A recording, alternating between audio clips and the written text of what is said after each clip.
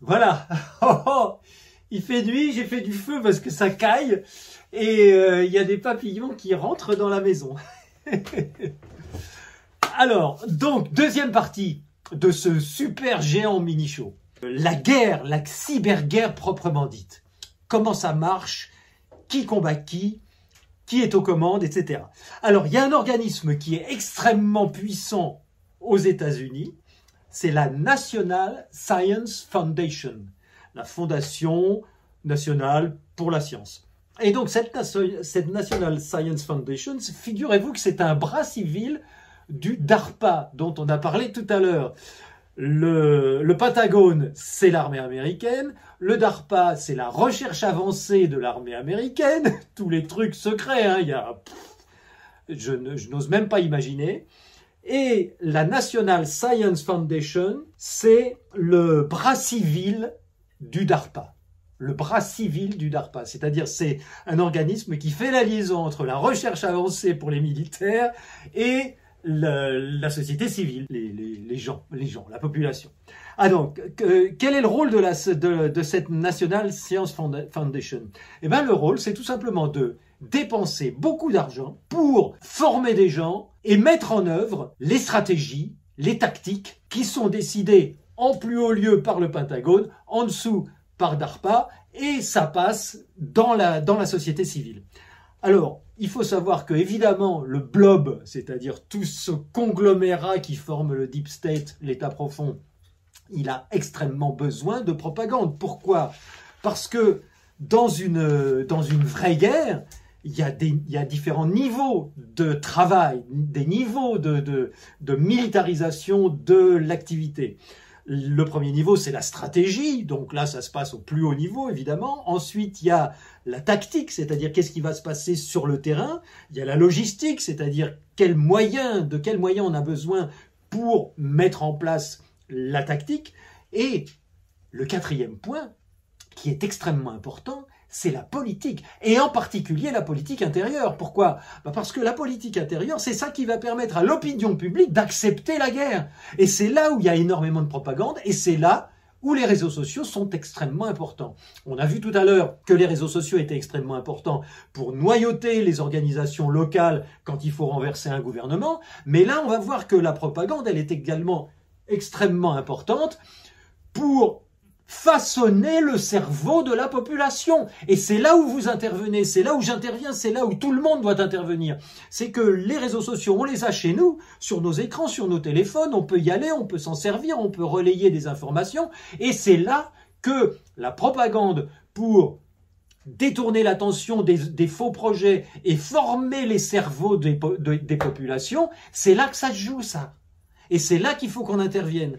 Et donc ce niveau-là, il est absolument indispensable à la mise en œuvre de la guerre totale. De la guerre dans tous les sens du terme. Le blob, le Deep State, a absolument besoin de la propagande, c'est-à-dire des médias et des relais sociaux, pour compenser tout ce que nous, la populace, nous pourrions échanger sur les réseaux sociaux et entre nous, bien entendu, pour contrer cette propagande. Il y a une vérité officielle qui est diffusée par le gouvernement, par les gouvernements, y compris le gouvernement français en France. Il y a une vérité officielle qui est diffusée, et le seul moyen dont dispose le gouvernement pour diffuser cette vérité, c'est les médias sociaux et les médias mainstream. Mais sur les médias sociaux, nous, on peut intervenir. Je ne sais pas si vous avez vu la quantité astronomique de nouveaux médias qui se sont créés récemment, récemment, dans les années qui viennent de s'écouler depuis le Covid, sur les réseaux sociaux français. Mais il y a énormément de podcasts, de télévision, il y a énormément d'anciens journalistes, il y a des citoyens qui se mettent à faire des chaînes entières qui ont énormément de succès, qui ont énormément d'abonnés, et qui font de la contre-propagande, c'est-à-dire qu'ils sont au courant que la propagande officielle est extrêmement puissante, mais nous, en face, on est en train de faire basculer tout ça. Parce qu'il se passe tellement de choses sur Internet qu'on arrive à façonner nos propres cerveaux et le cerveau des gens qui nous entourent d'une manière originale, différente du discours officiel. Voilà. Donc le but du gouvernement, le but j'en reviens à National Science Foundation, le but, c'est de monter la propagande médiatique et étouffer la contre-propagande, entre guillemets complotiste, ou plus purement dissidente.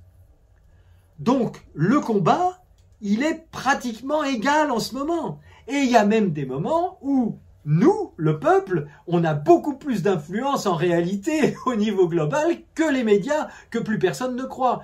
Et donc la solution pour que, même si plus personne ne croit les médias officiels, pour que ce soit la seule information disponible et que la population n'ait même pas les moyens d'exprimer des opinions dissidentes, c'est la censure.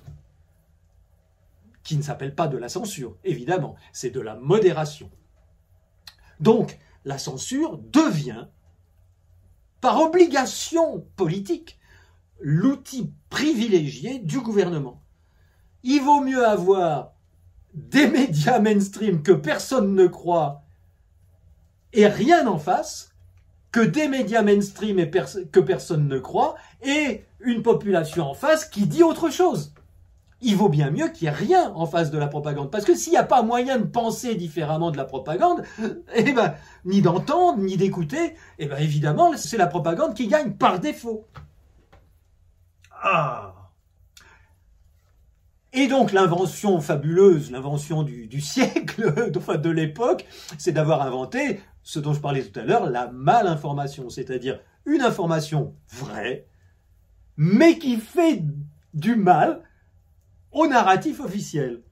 Et donc la malinformation, je vous ai dit tout à l'heure, elle s'est exercée à plein pendant le Covid au niveau des effets secondaires et évidemment elle s'exerce au quotidien en ce moment. On sait maintenant que c'est la politique quasiment obligée des gouvernements, et en particulier du gouvernement américain au niveau mondial, c'est la politique obligée des gouvernements, désormais, d'essayer d'étouffer la dissidence. Puisque plus personne ne croit les médias officiels, ou de moins en moins. Je vais vous donner un exemple qui vient des Twitter Files. Les Twitter Files, ce sont tous les dossiers de Twitter qui étaient présents dans l'entreprise au moment où Elon Musk a racheté Twitter. Et donc tous ces dossiers-là, il y avait tout l'historique des demandes de censure, des acceptations de censure par les modérateurs, par les patrons du Twitter de l'époque. Et en particulier, on a trouvé dans ces Twitter Files un projet qui s'appelait le projet Viralité, qui ordonnait justement à Twitter de censurer, c'est dans les Twitter Files, qui ordonnait à Twitter de censurer tous les posts concernant les effets secondaires parce que ça minait l'acceptation du vaccin et parce que ça minait le narratif gouvernemental. Parce que évidemment, si les gens savaient qu'il y a des gens qui ont des gros problèmes après avoir pris le vaccin, ils auraient moins envie de le prendre. C'est ce que Mike Pence appelle les nobles mensonges. Le gouvernement fait des nobles mensonges. Il y a toujours un côté moral derrière ça. Alors, pour venir un petit peu sur l'arrestation de Pavel Durov, là on est un peu dans l'actualité, à propos de Telegram, de son réseau Telegram, qui est un réseau où on peut avoir des échanges cryptés. Pourquoi est-ce que les États-Unis, la France, alliés, ont été tellement intéressés par ce réseau Telegram? Tout simplement parce que il y a en gros 1 milliard d'utilisateurs de Telegram et que grâce aux caractéristiques particulières de ce réseau, en particulier le cryptage, en particulier le fait qu'on peut partager des informations alors que la personne qui a envoyé le partage, qui a fait le partage, reste anonyme, toutes ces caractéristiques-là font que les services militaires de la Russie, en particulier au début, quand le réseau est né en Russie, ont utilisé Telegram pour tous leurs échanges secrets d'informations militaires. Et évidemment, quand Pavel Durov a quitté la Russie pour partir à l'étranger, pour conserver le secret sur son bébé, sur son réseau social, il a commencé à beaucoup intéresser les Américains qui ont voulu et qui ont commencé à en faire autant, eux aussi, pour l'armée américaine, sur les réseaux sociaux Telegram. Donc c'est un imbroglio terrible. Et pourquoi est-ce que tous ces moyens militaires s'intéressaient au réseau Telegram? Justement parce que je vous l'ai dit tout à l'heure, parce qu'il y a un nombre incalculable d'organisations qui font des échanges, qui préparent des opérations sur Telegram, et que c'est un lieu idéal pour trouver, infiltrer et influencer des groupes, mais cette fois-ci dans le sens du narratif officiel. Et donc on arrive, dans un premier temps, à gérer la diplomatie, le monde extérieur de l'Empire américain par la propagande. Et le deuxième étage, c'est de régler les problèmes de la diplomatie américaine sur les pays qu'elle domine par la censure. Et Mike Pence nous affirme, et vous avez les sources sous la vidéo, qu'il existe des programmes officiels pour faire du lobbying, aider les pays partenaires à passer des lois contre la désinformation pour éviter les problèmes des dissidents qui peuvent amener des régimes populistes dans certains pays. Il y a des programmes officiels pour faire du lobbying, pour inciter les pays partenaires, les pays sous domination, à combattre la désinformation, les discours dissidents qui sont gênants pour le pouvoir central de l'Empire. Et donc c'est énorme tout ça, parce que le fait d'avoir arrêté Pavel Durov, le président fondateur de Telegram, réseau qui sert à tous les services secrets des pays dominants pour régler leur communication interne. Le fait qu'on ait arrêté ce mec-là, sur quelle base? Sur la base de sa soi-disant complicité par rapport à tout ce qui se passe sur le réseau Telegram par ailleurs. C'est-à-dire que sur le réseau Telegram, grâce au cryptage, grâce au chat privé, etc., il y a plein d'autres groupes, plus ou moins délinquants, qui échangent aussi des combines, des propos, des opérations. Et donc, il se retrouve, avec son arrestation, complice de tout ce qui se passe sur son réseau, y compris des échanges pédocriminels, des images de pédophilie, de la vente de drogue et toutes sortes de criminalités. Donc il se retrouve accusé de complicité de tout ça. Et il se retrouve en grand danger de faire 20 ans de prison. Et si on y réfléchit, ça veut dire que si on met en prison quelqu'un qui fait passer des messages sur un réseau personnel, il va falloir mettre en prison le directeur de la Poste parce qu'il y a des gens qui s'envoient des lettres secrètes. On n'en sortira jamais.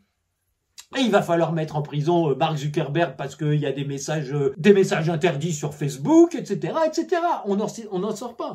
Et donc il arrive un moment où la censure, le shadow banning, c'est-à-dire le fait d'étouffer des publications nocives pour que personne ne les voie, tout ça, ça suffit plus. Et donc il faut carrément, les gouvernements, en ce moment, envisagent carrément de couper les réseaux sociaux. C'est-à-dire même d'arrêter de les contrôler, puisque plus personne ne pourra s'en servir. Alors là, on peut parler une seconde du cas particulier de Mark Zuckerberg avec Facebook et WhatsApp, qui est aussi WhatsApp, un réseau social pour échanger des messages, et Facebook évidemment, qui est un énorme réseau social. Et lui, il a tout de suite... Il a tout de suite compris le truc, accepté d'exercer de la censure sur ses propres clients, on va dire, les propres membres de ces réseaux, de manière à appliquer le narratif gouvernemental que le gouvernement lui demandait d'appliquer. Et donc, Mark Zuckerberg, il a eu moins de problèmes que Pavel Durov avec Telegram, évidemment. Sauf qu'il s'est passé quelque chose d'intéressant, c'est que il a dit à un moment donné pendant une interview qu'il regrettait d'avoir cédé aux pressions du gouvernement en matière de censure et que si c'était à refaire, il ne le referait pas, il mettrait en place d'autres façons de réagir, des structures différentes. Et figurez-vous qu'il n'y a même pas quelques jours, il a écrit une lettre officielle pour déclarer exactement la même chose. Qu'il regrettait d'avoir subi les pressions du gouvernement américain et d'avoir appliqué les demandes de censure que le gouvernement américain lui faisait, qu'il regrettait ça, et que si c'était à refaire, il mettrait en place des structures pour éviter d'avoir à le faire. Bon, c'est clair.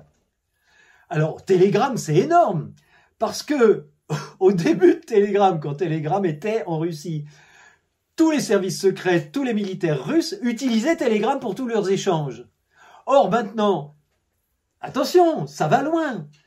Pavel Durov, le patron de Telegram, il a été arrêté en France et il est en interdiction de sortie ou bon, je sais pas, il est sous le contrôle des autorités françaises, qui sont elles-mêmes sous le contrôle des autorités américaines. Parce qu'évidemment, on peut pas imaginer qu'une opération pareille ait été déclenchée sans l'accord ou tout au moins sans le silence de l'ambassade des États-Unis à Paris. Bon, donc tout le monde dans le milieu du blob, dans le milieu du deep state est au courant et favorise l'opération. Donc, imaginez si Pavel Durov balance Twitter aux autorités françaises, donc aux autorités américaines, parce qu'il est sous pression, parce qu'on le menace de 20 ans de prison, tous les échanges secrets de la Russie vont tomber aux mains de la CIA des Américains. C'est énorme. Et donc, c'est une vraie guerre. Et je pense que c'est ce qui est en train de se passer. Donc voilà, on en est là pour l'instant. Évidemment, derrière Pavel Durov et Telegram, il y a Elon Musk et X. Et on peut se laisser aller à penser que ce qui est en train de se passer en ce moment au Brésil, à savoir l'interdiction du réseau X, l'interdiction d'utiliser des VPN pour accéder à X en passant à l'extérieur du Brésil depuis chez soi avec un VPN, on a une adresse IP qui est située à l'étranger, hors du pays où on réside, et donc on peut avec un VPN depuis le Brésil accéder à X, mais depuis le Brésil sans VPN, on peut pas accéder à X, puisque X est fermé au Brésil. Donc, tenez-vous bien, le juge suprême qui dirige le Brésil et qui fait ce qu'il veut en ce moment là-bas, évidemment formé et accepté et poussé par l'État profond américain, par le blob, évidemment que cet homme, il a sorti également une autre loi qui punit, écoutez bien, l'utilisation d'un VPN, c'est-à-dire d'un petit système informatique qui permet de donner l'impression qu'on accède à Internet depuis un autre pays que celui où on est, donc depuis l'extérieur du Brésil, le VPN, écoutez bien, est puni d'une amende qui peut aller jusqu'à 8 000 €, 8 000 $ par jour. Alors c'est marrant parce que il y a un boom des abonnements sur les VPN depuis ce jour-là au Brésil. Un boom. Tout le monde utilise des VPN. Ce qui est finalement assez rassurant, réconfortant. Alors, qu'est-ce qui va se passer pour Elon Musk et pour X? C'est la question que Tucker Carlson pose à Mike Pence à la fin de ces 2 heures d'interview. Et je vais vous transmettre la réponse de Mike Pence. Mike Pence dit, il y a une catégorie de milliardaires en général qui sont milliardaires à 2 chiffres. C'est-à-dire qu'ils ont moins de 100 milliards. En particulier, Zuckerberg, bon, maintenant il a dépassé. Mais la plupart des milliardaires sont en dessous des 100 milliards. Elon Musk, lui, il approche des 300 milliards. Donc, quand Zuckerberg a subi des menaces ou a subi des pertes parce qu'il y a eu des grosses opérations contre Facebook pour essayer de le forcer pour réussir à le forcer à accepter la censure sur son réseau social, les sommes qu'il a perdues se sont élevées au pire du pire à 60 milliards. Donc sur 100 ou 120 milliards, ça fait beaucoup. Ça fait une grosse perte par rapport à la valeur de l'entreprise. 60 milliards sur 300 milliards, pour Elon Musk, c'est presque acceptable. C'est presque tolérable. Donc Elon Musk est beaucoup plus costaud financièrement que tous les autres milliardaires de la planète. Et en plus, Elon Musk, il a d'autres entreprises. Il a Tesla, les voitures électriques, avec lesquelles il est en train de tester la conduite automatique. J'ai vu, vous regarderez, vous chercherez des vidéos de Tesla en conduite automatique. Le caméraman, il est assis à l'arrière. On voit en plan fixe le pare-brise. Il n'y a personne au siège du conducteur. Et on voit le volant qui tourne et la voiture qui démarre, qui va se garer dans un parking, qui repart du parking, etc. Sans le moindre problème. Très lentement, c'est vrai. Comme un taxi, pas pressé du tout. Mais bon, ça fonctionne. Donc il a ça, il a Tesla, il a Starlink, une ribambelle de satellites placés tout autour de la Terre qui permettent, avec une antenne, une petite antenne rectangulaire comme ça, et un routeur pour 40 € par mois, de recevoir, tenez-vous bien, Internet, où que ce soit dans le monde. c'est un outil extraordinaire pour faire de la propagande, c'est-à-dire pour que des gens puissent, n'importe où dans le monde, même dans les pays pauvres où il n'y a aucune infrastructure, puissent commencer à se connecter à Internet, puissent commencer à participer à Telegram ou à des réseaux contrôlés par les services secrets russes ou américains en l'occurrence. Et donc, Elon Musk, il dispose de cet outil-là, qui est en croissance astronomique dans le monde entier. Et donc ça, évidemment, ça intéresse beaucoup les tenants de la propagande américaine, puisque ça veut dire plus il y aura du monde dans les pays pauvres qu'on contrôle qui recevra Internet, plus on pourra leur envoyer de la propagande, plus on pourra les noyauter, plus on pourra les déstabiliser ou faire des manifestations pour déstabiliser si on a besoin des gouvernements qui ne nous plaisent pas. Donc, Tesla, les voitures automatiques, Starlink, Internet partout dans le monde, et il reste le plus important, SpaceX. Elon Musk est un spécialiste des fusées. Il est capable d'envoyer des fusées, de mettre un satellite en orbite et de ramener la fusée intacte. Il suffit de refaire le plein et elle repart. Donc c'est un outil extraordinaire, évidemment, pour un gouvernement. Au niveau de l'installation de satellites, de surveillance, de renseignement, de télécommunications. C'est Elon Musk, avec ces trois entreprises-là et bien d'autres, qu'on ne connaît probablement pas, en particulier tout ce qu'il est en train de faire au niveau de l'intelligence artificielle, avec des logiciels qui visent à devenir beaucoup plus intelligents que le meilleur des cerveaux humains, et, d'après Elon Musk, beaucoup plus intelligents que l'ensemble des cerveaux de l'humanité, des 7 milliards d'humains sur Terre. Donc vous imaginez vers où on va. Et vous imaginez bien que ce genre d'outils pour traiter des données, des quantités astronomiques de données, intéresse évidemment le gouvernement. Donc, du côté du gouvernement, c'est « Vas-y Elon, vas-y, boss, fais-nous des trucs géniaux qu'on puisse dominer le monde ». Et puis du côté d'Elon Musk, il se sent peut-être un petit peu plus tranquille que les autres. Donc, juste un petit peu de prospective pour terminer. Qu'est-ce qui va se passer pour X et pour Elon Musk dans les jours, les semaines, les mois qui viennent? D'après Mike Benz, X ne va pas être interdit aux États-Unis, puisque les États-Unis ont besoin de toute l'activité d'Elon Musk aux États-Unis, et donc, au pire, ils peuvent tolérer que X continue à s'exercer aux États-Unis dans la mesure où ils ont des portes d'entrée pour faire un petit peu de noyautage. Mais par contre, en dehors des États-Unis, il n'est pas impossible que certains pays coupent X pour préserver le narratif officiel et pour éviter que des populistes d'extrême droite, fascistes, prennent le pouvoir.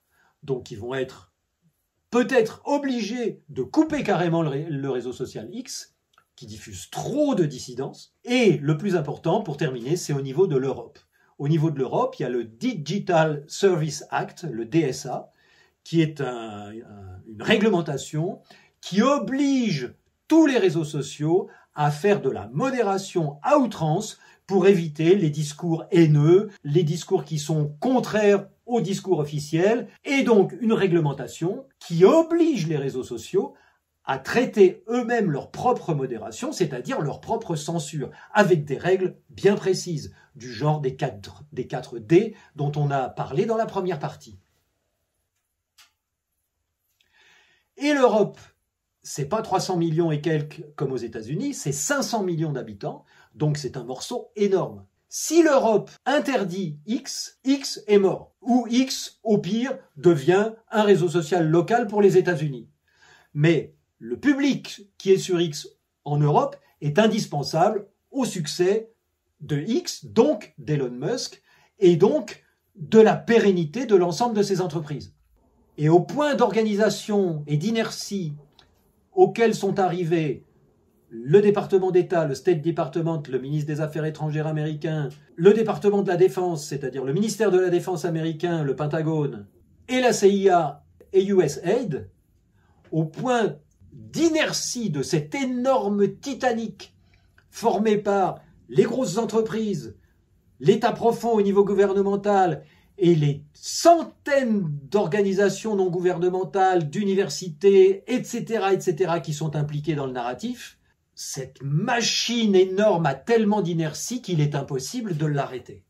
Et donc, là, ça devient une guerre existentielle entre le blob, l'état profond, avec les 3 niveaux que je viens de vous rappeler, et d'autre part, nous, la population, notre discours, nos informations, notre contre-propagande, notre contre-information, et donc les réseaux sociaux, et donc Internet. Parce que, in fine, un État mondial qui serait vraiment en péril existentiel serait capable non seulement de censurer les réseaux, non seulement de supprimer les réseaux, mais pourquoi pas de fermer Internet. Peut-être pas définitivement, mais pendant un certain temps, de manière à ce que les gens soient complètement perdus et qu'il n'y ait plus personne en face. La victoire à la Pyrrhus. Il n'y a plus rien, donc on a gagné. Donc, vous avez un petit rôle à jouer là-dessus. Vous avez un petit rôle à jouer là-dessus. Allez sur Telegram, allez sur X, allez sur n'importe quel réseau, allez sur WhatsApp, envoyez des petits messages à vos amis, allez sur Messenger, envoyez des petits messages à vos amis, allez sur Facebook, sur YouTube, faites une petite vidéo vous-même, mettez votre tête et faites une vidéo. Partagez une vidéo d'un compte dissident qui a fait une belle émission sur un sujet qui vous passionne. Faites le boulot. On est 7 milliards. On va pas se laisser faire par quelques milliers de maniaques du pouvoir et de la domination et de la prédation. Alors allez, voilà, moi c'est tout. Moi j'ai terminé, moi j'ai fait mon boulot, ça fait 10 jours que je bosse là-dessus. J'ai besoin d'aller faucher ou passer la tondeuse ou me balader autour de chez moi. Donc voilà, je vous fais un gros bisou, j'espère que vous avez apprécié tout ça. C'était beaucoup de travail.